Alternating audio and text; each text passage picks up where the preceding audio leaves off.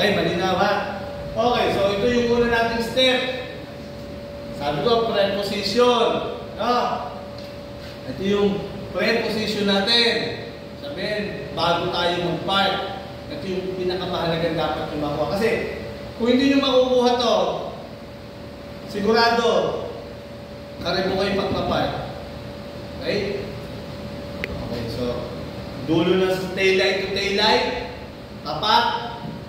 Then, not less than 1 foot. Yung layo. Yung sa parking. Yung sa, ito, saka ito. Ha, malinaw. Okay. Then, full turn right. Okay, di ba sabi ko sa inyo, ang gulong natin nakadesign pang off-road. Ang manibela, hindi power steering. So, nangyayari, mabigat. Kaya yung iba, ang ginagawa, maandar siya. Pagtapat, tsaka ngayon mag-full turn. Right. Ganon. Kung yan ang sasakyan natin ay power steering at ang gulong ay radial, sabihin pa yan, mga ganon. Reserve natin. Radial yan.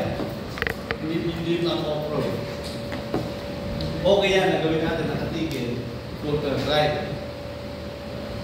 Pero yung mga professional na pag nagpapagal, wala dito, okay, nakita ko na. Okay, ayun. May bakante pala. Lalampasan konti yan. Pagdating dito, magsisimula mag-full turn right. No? Full turn right. So, mabilis yan. Okay, matras ako. Ito yung parking. Okay, ayun pala, may bakante. Pagtapat, nung dulo ng sasakyan ko, no, lumabas ako. Hindi magre-reverse ako. Pagtapat ng dulo ng sasakyan, dyan sa kantong yan, then full turn right. Okay? Full turn right. Then, siyempre, movement yan. Papasok.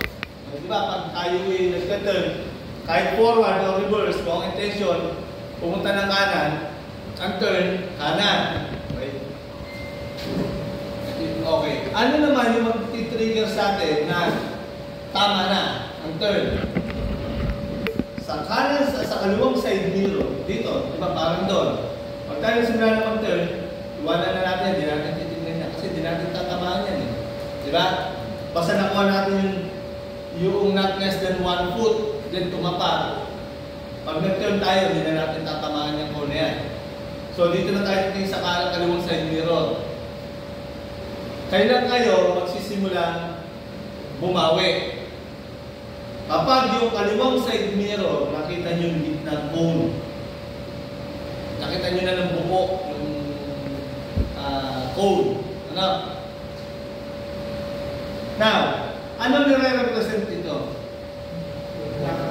Plate number. Baka kasi mamaya nagpapark kayo, ang hanapin nyo cone. Hindi cone. Yung plate number, kapag kita nyo na sa kaliwang side mirror, okay. Ayun yung plate number, kita ko na. Sa kaliwang side mirror. Yun yung tayo nagdahan-dahan, bumabawi kayo pa kaliwa. So dapat,